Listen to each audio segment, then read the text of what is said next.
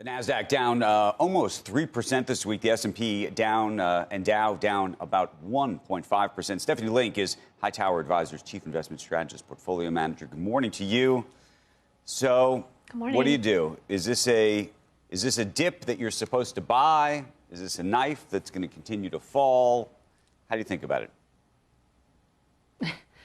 Well, we're getting the volatility in November, Andrew, that we thought we were going to get in September and October, because September, October seasonally are the weakest months of the year. And then it starts second half of October into the end of the year where you have the seasonal strength. I think you want to be buying the dips because the economy continues to chug along, and that is leading to better than expected earnings. Earnings are growing 12.5%. That is much better than historically the trend at 5%. And so I think that you use the volatility to buy some of the stocks that are getting hit. You buy some technology. I added to Meta. Last week, I added to Microsoft. This week, we had great numbers from Eaton, especially on the data center growth and orders. I added to Uber. They beat across the board other than EBITDA, but because they're spending to grow, and they are seeing growth. They just grew earnings 159% year over year, which is crazy good. Rockwell Automation, a very good number. And then I just added to Starbucks. It's a new position because I think that the turnaround is starting, and I want to be part of Brian Niccol and that whole team that's driving better results. Those protein iced coffee at Starbucks, I think that's actually going to help. No joke. I'm not laughing about it. It's a serious thing. What wouldn't you touch in this market right now, Stephanie? Well, I know everybody wants to kind of bottom fish in energy right now. I'm not a believer. You have an administration that wants a lot lower oil prices, and I think you're going to get it. And so I think that group is more of a value trap more than anything. I really wouldn't touch any of these meme stocks, obviously. That's the one worry point. If you ask me, you know, kind of what do I watch? I'm watching those stocks. Thankfully, they're not big pieces of the overall market, but the activity is certainly, I wouldn't say worrisome, but it's just something worth to watch. But I would not touch them at all. But I think there's a lot you can be buying.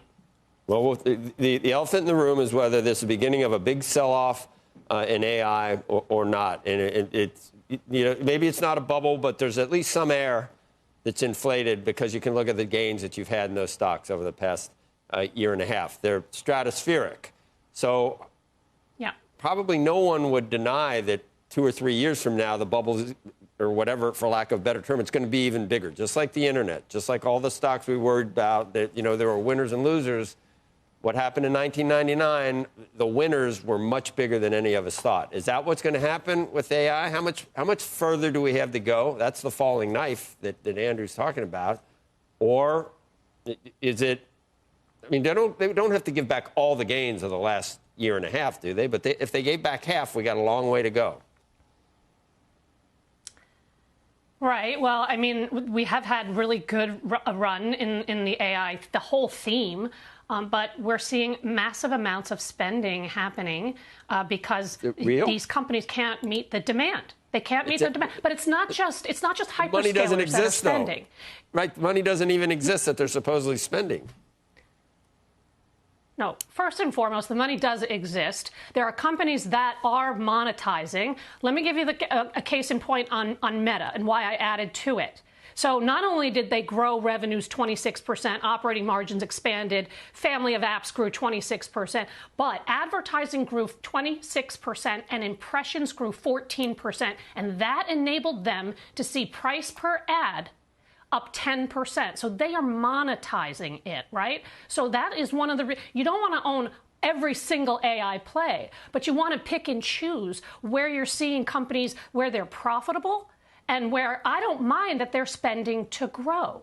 But it's not a whole blanket statement of every single AI name. Look, we're going to have the AI, if you listen to a lot of different CEOs, the AI total addressable market went from 1 trillion expectations between now and 2030 to 4 trillion. Okay, let's just cut that in half, Joe.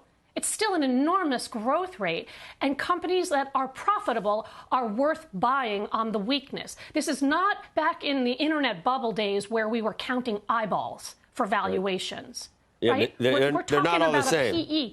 Yeah, NVIDIA is not exactly expensive. right. Some of them are at 200 times revenue or something, though. Some of the... Yes. Yes. Yes. Look, so it's not all the same. It's not. It's not. I mean, look, I don't want to own companies that are not profitable. And I know those stocks have really run. I know those are part of the meme things.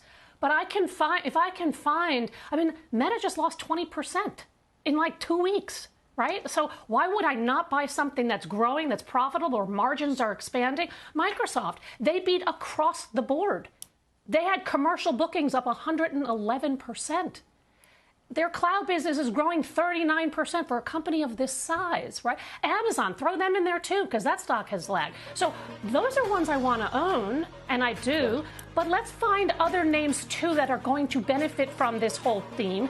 Eaton is a perfect example. Vertiv is a perfect example. These are companies that are helping build the data centers, and they are profitable, and the valuations are not extreme.